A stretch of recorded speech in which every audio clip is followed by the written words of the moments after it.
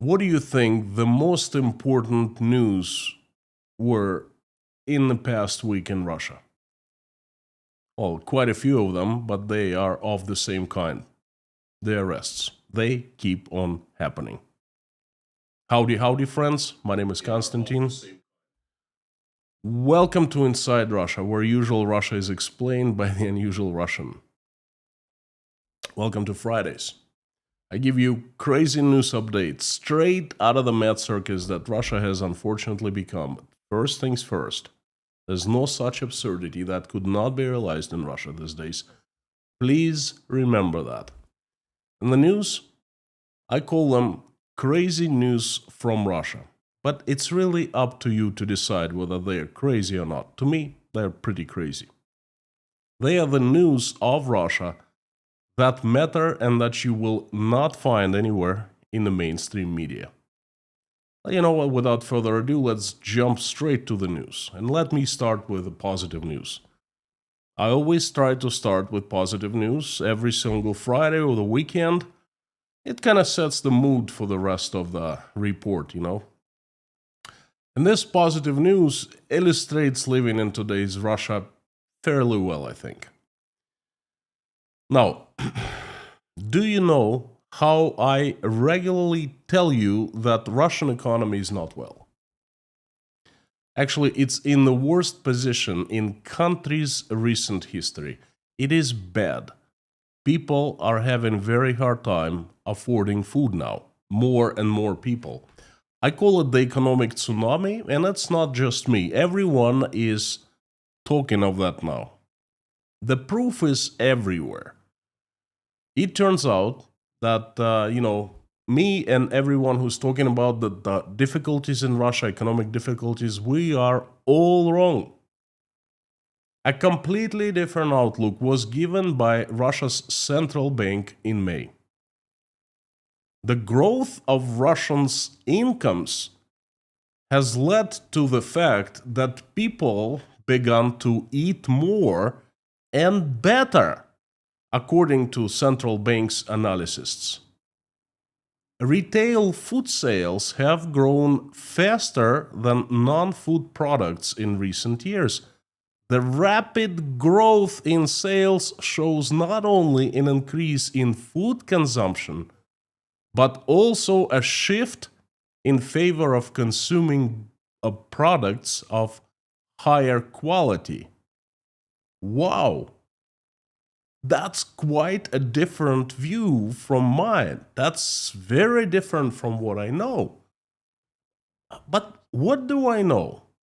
Who am I compared to the mighty, powerful, and smart experts inside the central bank? Inside Russia consists of one person. You're looking at him right now, me.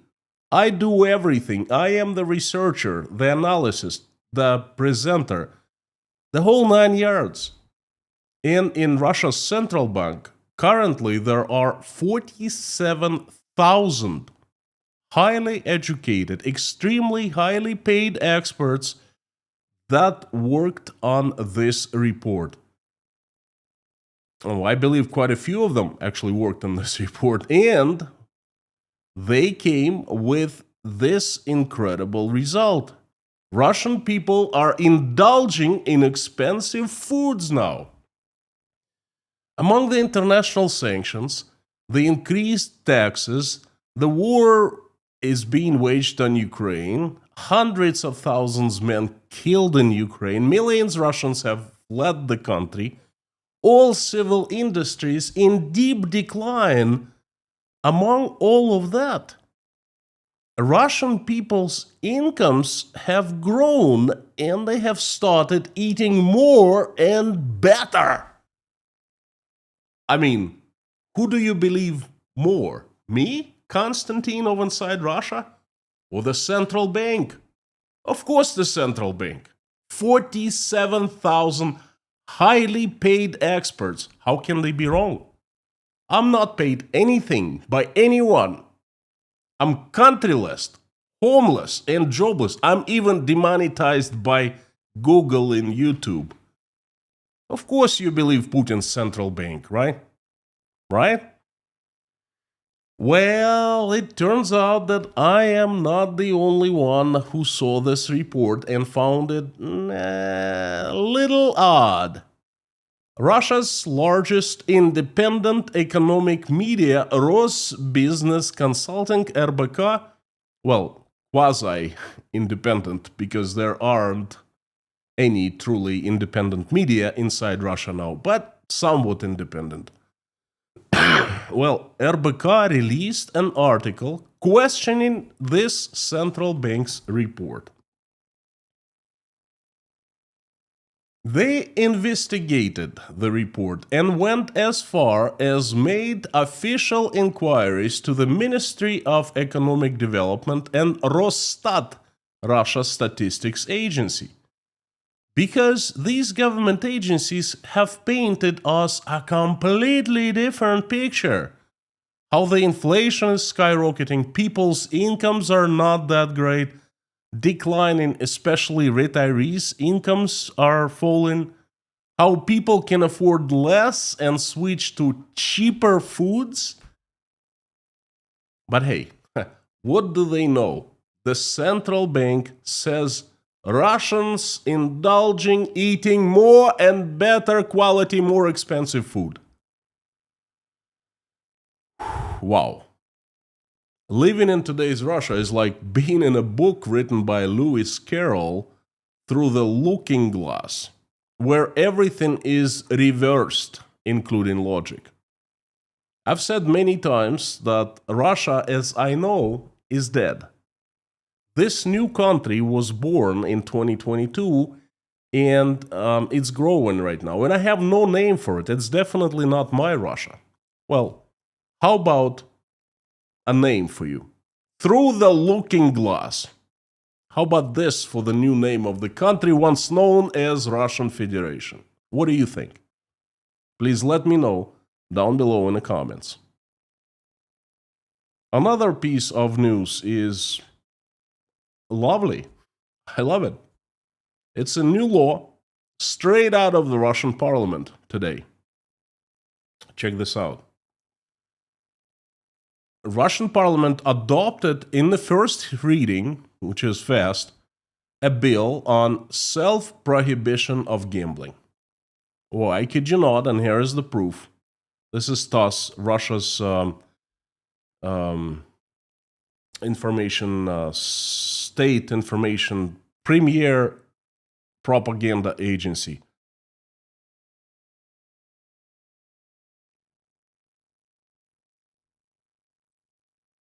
Needless to say, gambling is forbidden in Russia. There are 4 so-called special gambling zones with 4 casinos. They're located in fairly remote, hard-to-reach territories, and people have to travel a great deal to reach them, and that was made on purpose, so people gamble less. We can say that 99% of Russian people do not gamble. They can afford to go to the casinos. Yet, the new law allows Russians to self-prohibit from gambling. I was thinking, why do they do that? And then I had an insight. Of course. That's a preemptive law. Russian state gives the new law to the Russian people so they self-prohibit themselves from gambling. Then they self-prohibit themselves from going to Las Vegas. You see, Russian people earn so much money now.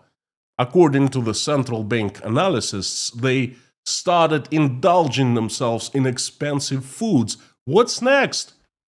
Entertainment, of course. Gambling. And where is the best gambling?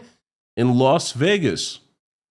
But if they self-prohibit gambling, then Russian people won't go to Vegas. They will return to the factories, driving cabs, sweeping the streets, all high-paying jobs.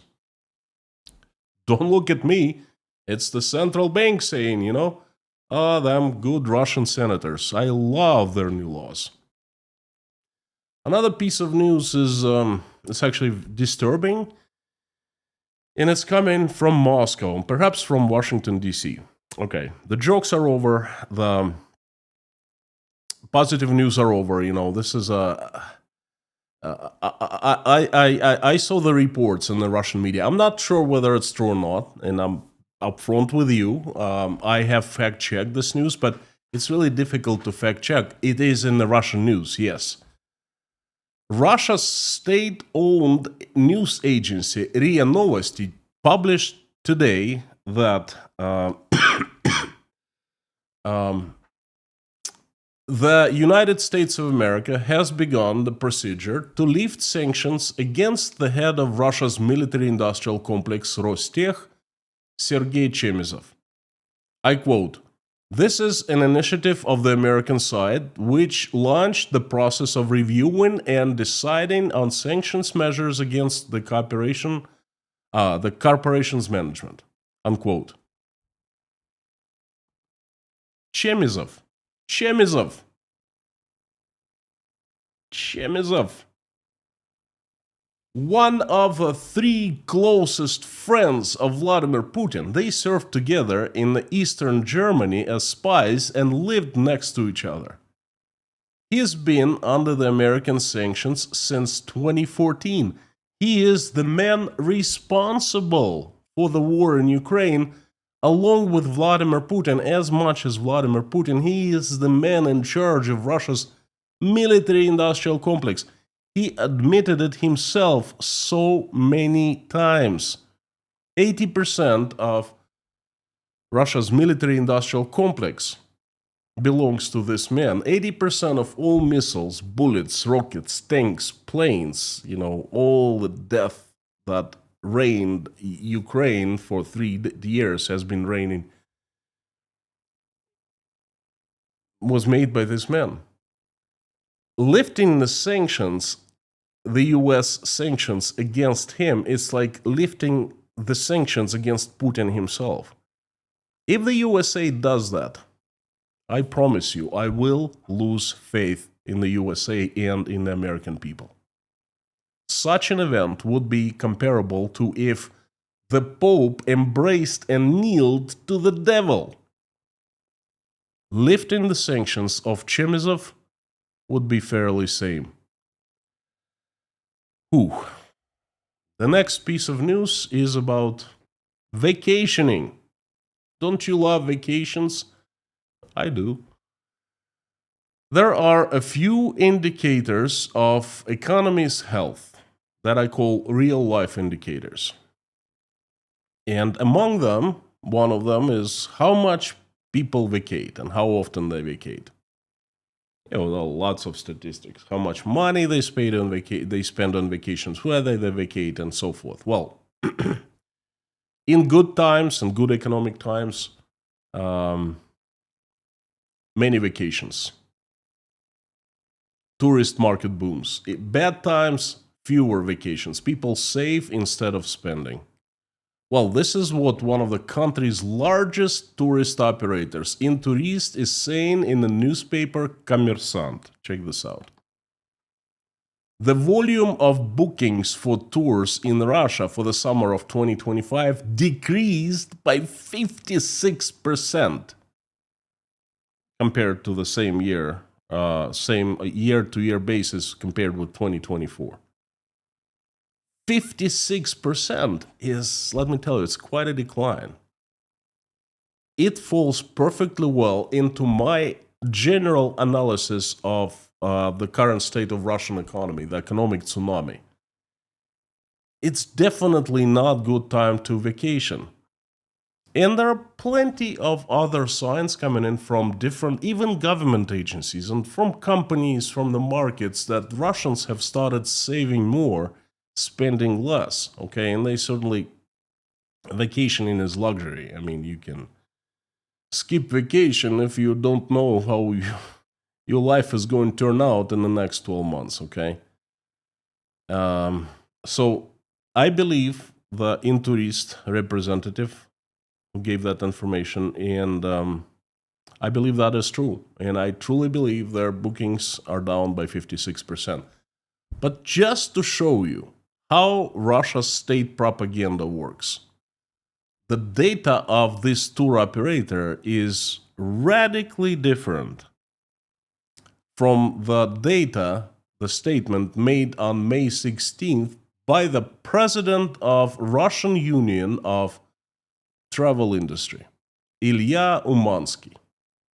According to him, there is an increase in the number of travel bookings in Russia for the summer months in the amount of 9.8% compared to the very same period of last year. Minus 56%, says a large tour operator and tourist, plus 9.8%, says this state dude. Who do you believe? A travel agency that tells you about the tours, or a Russian official? It brings us back this central bank situation when they tell us that Russians have started eating so much more and so much better food, and yet there's no potato in Russia. Well, there's shortage of domestically grown potato, right? One more thing though. To be fair, I believe that the number of vacation trips abroad made by Russians will increase in this year. Russian ruble is 25% stronger right now, and that's not going to last for a long time, but right now it's very strong, 25% stronger than it was 1 year ago. Although it is an artificial strength, many people will use this opportunity. Foreign vacations now will cost them 25% less if their income is in Russia in rubles, okay? So there will be a number, not a surge, but a bump in the number of how many vacations Russians take abroad, specifically to Turkey, because Turkey is the easiest place to vacation for Russians. Now, moving on to the real estate market. And I'm going to have an interesting piece of news for you, and it's official, coming from the rating agency of the construction complex. You see, such as military-industrial complex, there's a construction complex in Russia, and it consists of all the construction industry companies. Combined, they're called the construction complex. More than 20% of Russian developers are in the zone of potential bankruptcy. The addition of this information is explained by the abolition of state-subsidized mortgages, high interest rate, and a decrease in the solvency of Russian people. And not all has plunged the housing construction industry into the biggest crisis in Russia's modern history. Kind of goes against what the central bank says about Russians who are eating more and indulging in more expensive foods. Here, on the contrary, they're saying, hey, Russians don't have that much money. They've stopped buying apartments, right? Who do you believe more? The central bank? Now, the contractors, the builders in trouble are mostly small regional developers. They are on the verge of bankruptcy. But there are also large developers as well. For example, the group of companies Samolyot, it currently is holding 1.2 trillion rubles, or equivalent of $15 billion of debt. And that's just one large developer. Most of large developers are also not in equally bad, but in pretty bad shape. And newly constructed apartments in Russia, they aren't selling at all, you know? So we expect big news. Big boom. Yeah, I understand boom. Bada boom. Bada boom. I agree. We expect big bada boom. Yes. Let's move to Toyota news. You know, the Toyota cars, Toyota Motors, Toyota Corporation. Do you like Toyota cars? Have you ever driven one? I have. Excellent cars. I like Camry. I drove Corolla for a little bit, too small for me, but excellent car. Okay. Toyota has returned the official sales of its new cars to Russia.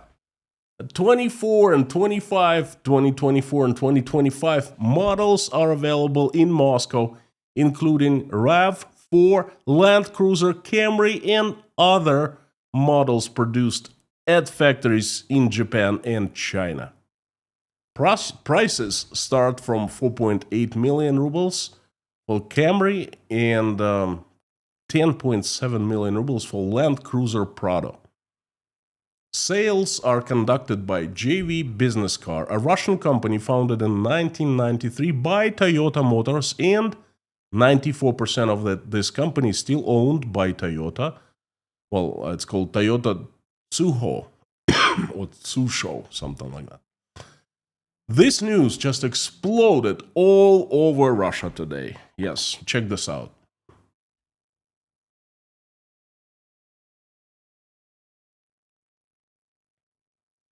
One of the biggest news of the day.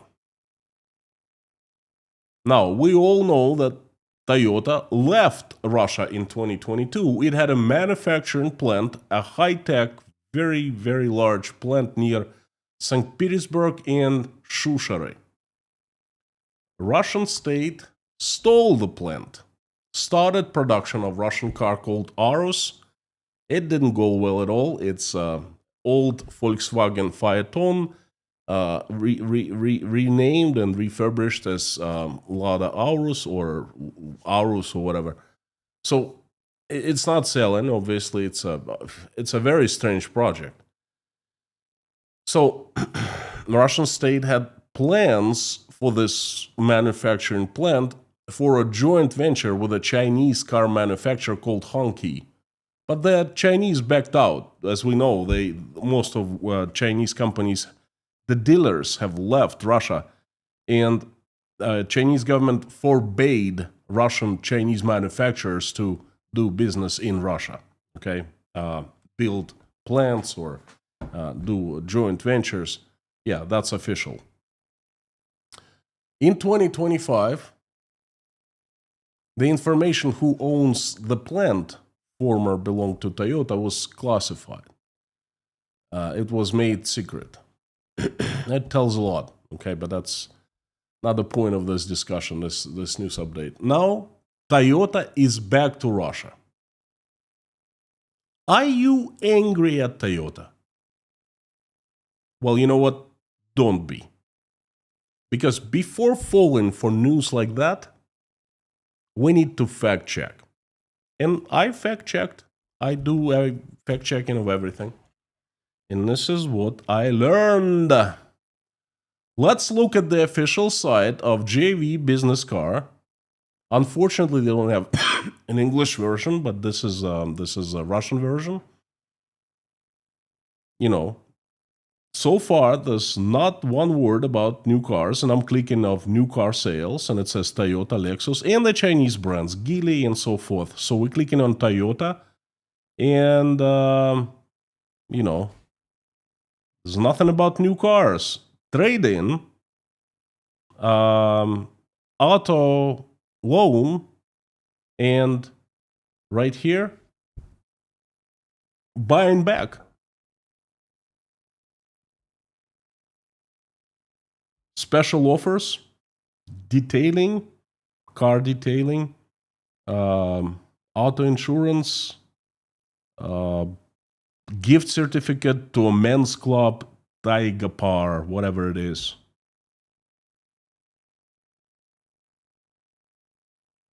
Toyota certified. Autos in stock, nothing. Dealer centers, I've been to this one in particular. Toyota Lexus Pizza. Yeah, that's why I used to live not too far from there. So I actually visited that particular dealership. It's still there.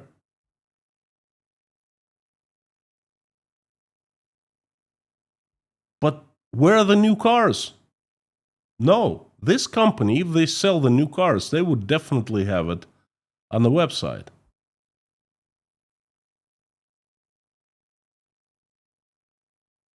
Now, I want to check out the Chinese car sales.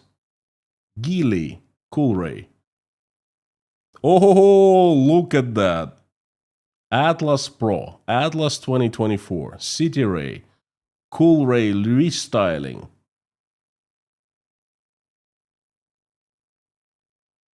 M Grand, EX5, Monjero, Ecavengo, is whatever they are. Now let's GEC,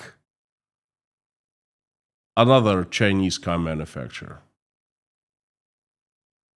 MPOW, GS3, GS4, GS8 2. Click on this car, whatever it is, Kind of looks like Lexus, but it's a Chinese knockoff.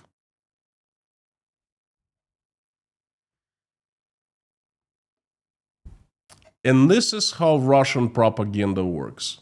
They use big names like Toyota to make big lies, because the bigger the lie, the more people believe it. Toyota is not coming back to Russia. Toyota is not selling its brand new cars in Russia. Yes, you can still buy a brand new Camry or whatever other Toyota model. It's not sold by Toyota directly to Russia. They left Russia, just like everyone else did back in 2022. Yes, you can fly to, let's say, Georgia, Armenia, perhaps Belarus, buy a Toyota there and import it, bring it as a private owner. It's called parallel import, and that is being done. But Toyota is not back to Russia. It's not selling the cars. There was a rumor in March that Toyota thought of coming back, of a long-term plan, and they discussed with one or two dealers in Russia secretly. And of course, all secrets become a public matter sooner or later, right? But then they are not even thinking about coming back from 3 to 5 years from now, okay? And I doubt they will come back. And Vladimir Putin, just a few days ago, he ordered his minions to stop, to come up with all the obstacles to make sure that the companies who left Russia wouldn't come back when it's possible. Okay, so Toyota is not coming back. Although this news was the news of the day in Russia. It was everywhere. In my experience, Russian propaganda uses big names such as Toyota to explode news space with news, with lies, to draw people's attention away from something really important happening at the same time. I'm keeping my eyes open today because something was happening and they were covering it up by lying that Toyota is coming back to Russia. Before moving to the next news, I would like to take this opportunity and have a sip of this wonderful English breakfast tea. This is Twinings English breakfast extra strong. Thank you, the English people, for having this wonderful tea. And this is the mid roll, so I take this opportunity to take a couple sips. And thank you all for being the community. Thank you all for watching, for liking, for subscribing to the channel, for keep coming back, really. Thank you for wonderful words that you send me in comments and in emails and messages. Thank you for praying with me, for me, and thank you for your love. Your support shows me that you value my work highly, And just know that it inspires me and gives me energy to move forward. Thank you for coffees that you buy me at buymeacoffee.com. Thank you for Patreon, PayPal. Monetized or demonetized, doesn't matter. I'm currently demonetized. I promise you that I will continue doing what I'm doing. Getting in front of a camera and telling you the truth of the transformation that Russia is going through. Thank you, friends. Now let's talk a little bit of Russian church. Have you noticed that Russian church has become quite a newsmaker recently? There were two claims from the Russian church this past week worth mentioning. One claim was made that Western pharmaceutical companies are contributing to the spread of abortions in Russia, and their actions can be compared with the policies of the Nazis. The priest Fyodor Lukyanov said, and let me show you, that the Western pharmaceutical companies bribe officials and promote the plans for the Third Reich. Or that can be compared of the Third Reich. They do that through seminars using terms like velvet abortion. This is a very odd statement. I didn't understand what the priest said, and at first I thought it was fake, but I checked, and yes, it is in the news, and it's in Russian propaganda news. It means he did say that. Again, I didn't understand what he said. I didn't understand what he meant. If Western pharmaceutical companies are bribing Russian officials, then it would be Russian officials committing the crime against Russian people, right? But according to priest's logic, officials are okay to take bribes. The Western companies are bad. Third Reich? Why? What? It beats me. I don't know what to say. Nevertheless, I see a very strong message. Make more babies. Now, as of the text, let me know if you understood what he meant. Do they even understand themselves what they're saying sometimes? The next piece of news, also from Russian church. Russian Orthodox Church named The Simpsons, American cartoon, the best animated series for the portrayal of a loving family with 3 children. Check this out. Very respectable priest telling us that Yevgeny, he criticized Smeshariki and Masha and the Bears, Masha and Medvedi, Russian cartoons, for the loneliness of the characters. And in case of Masha and the Bear, for Masha's excessive independence and lack of reference for her family, to her family.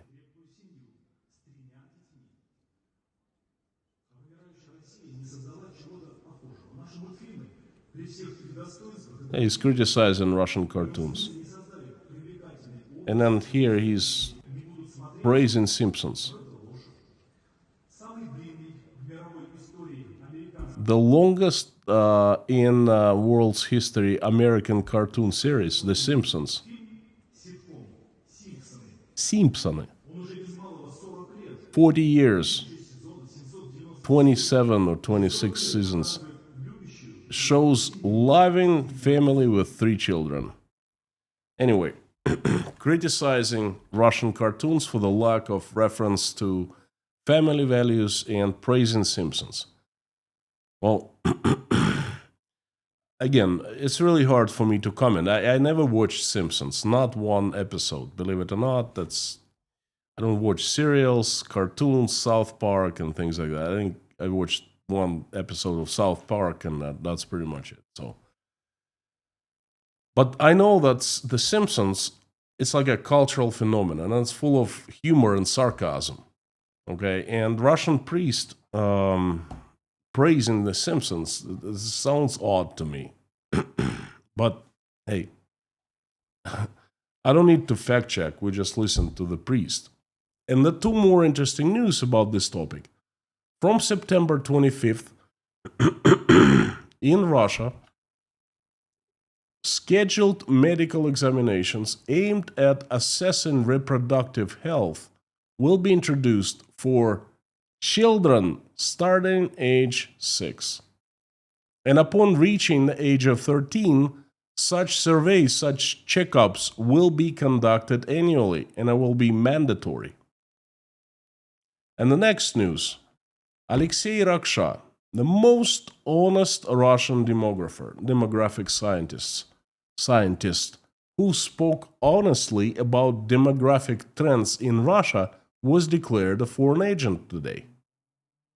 Now, in Russia, it is impossible to engage not only in politics, in art, but also in science. If your scientific results do not match Putin's picture of the world, then you are labeled a spy under influence of an enemy state or an enemy of the people. But even if they declare all demographic scientists as foreign agents, demography in Russia still will not improve. Because the reason for the bad demographics is not because of Raksha and the likes, not because of the information, they give us the truth, but because of the actions of the state. By the way, I've been preparing a large piece, either a video or can even make it a documentary, about what is awaiting Russia in the future. And I've been basing my research on the data that was provided by Alexei Raksha. He's the best. He's definitely a person I trust. Now he's the foreign agent. Now, I gave you 4 news of similar message, and I'm seeing a trend emerging, a very large, massive trend. And this trend it can be very roughly characterized as have more kids at any cost. And I also see a huge threat Russia is facing. Now, I will talk more about it right after I'm done with this live stream in a daily snippet that I do on Inside Russia Patreon account. I post 9 news from Russia that I find important daily, 54 news every week, but there's a feeling that that's not enough. And a daily snippet is more than a news and less than a live stream, and it's somewhere in between. A video from 5 to 10 minutes I film unrehearsed, unscripted, on a topic of the day that I find important and worth sharing. Sometimes I run into a news that I find this is it. I gotta let people know about that. But then I would have to wait until Friday, the following Friday, and then more news pile up. So I decided to make daily snippets, daily drops of information for patrons. So I will share my thoughts on this major narrative emerging right after I end this live stream on Patreon of Inside Russia. Also, Patreon is a way to support Inside Russia. So I hope to see you there right after the live stream. And the next news is amusing. I won't do much commenting on that. I will just show it to you. I think it's pretty self-explanatory. Check this out. Right here. Oh, let me move it a little bit. The roads in Russia and in Finland. This is the map of the roads. Same climate, same region, different countries. The country on the right is... No, it's on the left for you, I guess. Well, in the west is Finland. In the east is Russia. In the west, the country is by people and for people. On the eastern part, it's the most richest country in the world. Now, what you're seeing is the direct comparison of the Western world and the Russian world. The Russian world, well, it simply doesn't have too many roads, you know? And Russia wants to bring it and expand it to the entire world, to Europe, to neighboring countries, and perhaps Putin even secretly dreaming of expanding the Russian world into Finland. Yeah, finished. They just have too many roads. Unnecessary, you know? Look at Russia. Just a few roads, not in the best shape, but hey, who cares, you know?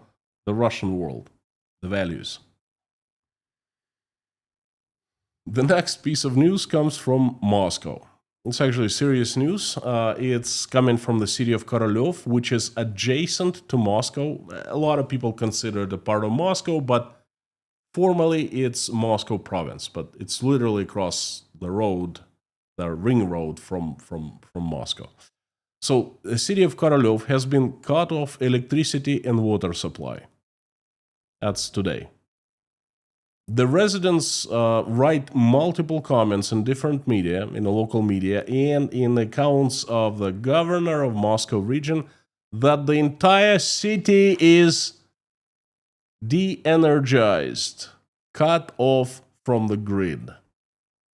The city administration cited a technological glitch as the reason for the blackout, and then they announced it has already been eliminated, meaning the city was re-energized.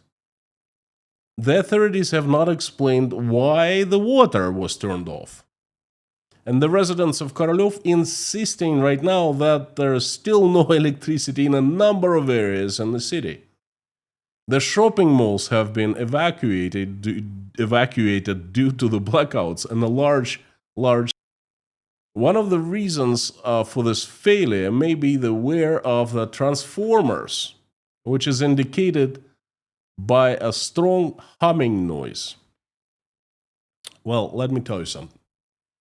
I was in the business of constructing high voltage substations and power plants for about 20 years. And I know what happens when a transformer goes. A large power transformer, auto transformer, it blows up. And it's not pretty. It's usually a huge fire, a big boom. Yeah, I understand boom. Bada boom. Bada boom. When transformer explodes, it's bada boom. And unfortunately, it takes, in many occasions, almost always, takes human lives, okay? Not transformer. Something wrong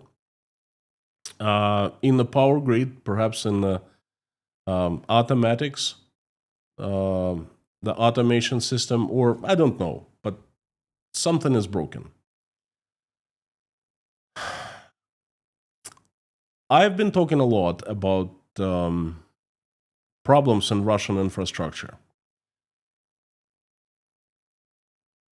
There are three major reasons. First reason is lack of people.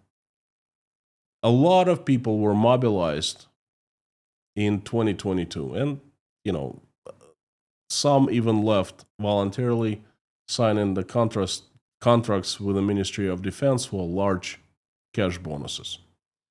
But infrastructure, including power grid, was hit one of the hardest industries because a lot of people were taken right from the facilities back in 2022. The second problem is the technology. The Western companies, Siemens, General Electric, Hyundai, they've left. They're not supplying their engineers. Engineers are not servicing the power plants and power facilities. And the third problem is lack of spare parts. Things break down. There's wear and tear, and there's systematic maintenance, mandatory for transformers, for substations, for power plants. And you know what happens when you don't maintain them? they last for some time and then they break down. Sometimes they stop, sometimes it's big bada boom. And the last blackout, the largest blackout Moscow has seen in years, was in early May, May 2nd. Now, the entire city of Korolev was cut off, was left without electricity. Okay, just a few weeks later. Now, I remind you that the consequences of the May Day blackout in Moscow province were eliminated only a week and a half later. And Korolev is, by the way, the cradle of Russian space program. There's the Space Control Center in Korolev, just like in Houston. They have tons of space program facilities still. Blackout. No electricity, okay? I think that tells us volumes of the current state of Russian infrastructure. There are more blackouts to come. There are more water cutoffs, and just get ready. I have my popcorn ready, and I suggest you take yours. I'll keep my eyes open. Now I would like to jump to the last and most significant news of the week. Before, I'd like to ask you a favor. Please find 3 news that you liked the most and let me know what they are in the comments. I really value your feedback because it gives me a better understanding of my news selection. Thank you so very much. Perhaps something you didn't like, let me know down in the comments. And if you don't know what to say, drop me a line saying, hey, Konstantin, thank you for doing such good job. That helps the algorithm. Thank you so very much. And now, by the way, like that button. Press the like button so the like appears. The last piece of news today, well, a few news. It's about more arrests in the vertical of power of Russia. Now I'll give you the arrests that were made. A court in Moscow has placed Alexei Sazonov, the head of the Department of Drug Regulation, a part of the Ministry of Health, who was arrested earlier today. He was placed under house arrest. His charge is corruption, a large-scale bribe, Part 6 of Article 290 of the Criminal Code of Russia. The court released the video of this guy being charged. 2 more arrests. Alexander Chuchin, the CEO of Mosotdelstroy No. 1, Moscow's leading city construction contractor, and his first deputy, Vasily Khasyanov, have been arrested in Moscow. They're charged with corruption, receiving a large-scale bribe, Part 6 of Article 290 of the Criminal Code of Russia. Maxim Samitin, the general director of Vector LLC, and his conspirator Sergei Trofimov were also arrested and charged with bribery, Part 5 of Article 291 of the Criminal Code of Russia. They are connected to the case of Chuchin and Khasyanov. Mosotdelstroy No. 1 is a subordinate to the Moscow Department of Civil Engineering. It's part of Moscow Construction Complex, one of the companies.